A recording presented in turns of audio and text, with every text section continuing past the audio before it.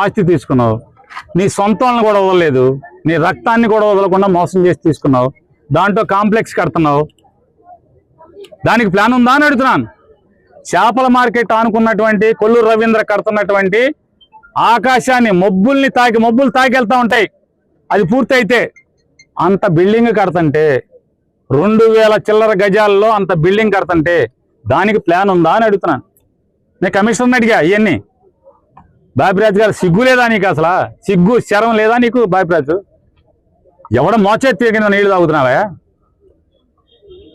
నువ్వు గవర్నమెంట్ దగ్గర జనం సొమ్ము జీతం తీసుకు బతుకుతున్నావు, అవి కొడతాకి నీకు లేదా?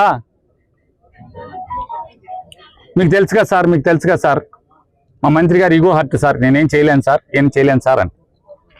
నేనేమి అబద్ధం అట్లా టైమింగ్ చూపిస్తాను. నా దగ్గర కాల్ రికార్డింగ్ చేసి అలవాట్లేదు, ఉంటే రికార్డింగ్ కూడా ఇంపించేవాడిని.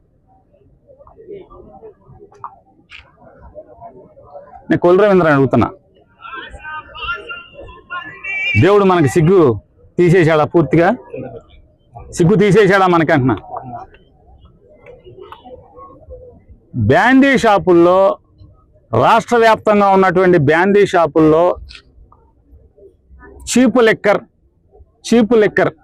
99 రూపాయలు సీసా, అంటే 99 రూపాయలు సీసా. దాన్ని ఏమంటున్నారంటే ఎఫోర్డబుల్ ఆల్కహాల్, ఎఫోర్డబుల్ లిక్కర్ అంట దాని పేరు పెట్టాడు కొల్లు రవీంద్ర.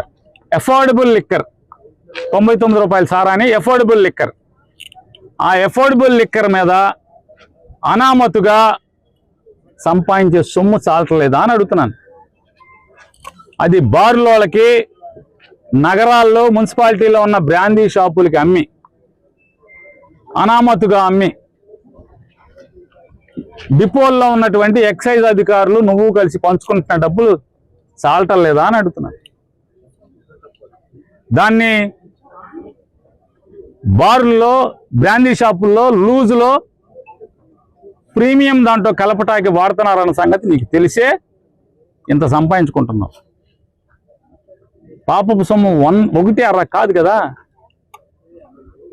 మాచవరంలో కాంప్లెక్స్ కొనుక్కున్నావు, కైకలూరులో ఉన్నటువంటి నీ ఏజెంట్ ఉన్నాడు కదా, నీ ఏజెంటు అప్పచెప్పి కొనుక్కున్నావు. హైదరాబాదులో విల్లా కొనుక్కున్నావు, బెజవాడలో కొనుక్కున్నావు, ఇల్లు కొనుక్కున్నావు, బందరకోటలో కడుతున్నావు, మీ అత్తగారికి కడుతున్నావు పాతింటి పడేసి. మీ అత్తగారి ఇంటి ఎదురుకుండా మన లేఅవుట్లో వాటాదారుడైనటువంటి వాడి దగ్గర మా ఆవులు కట్టుకోవాలని 1000 గజం కొనుక్కున్నావు.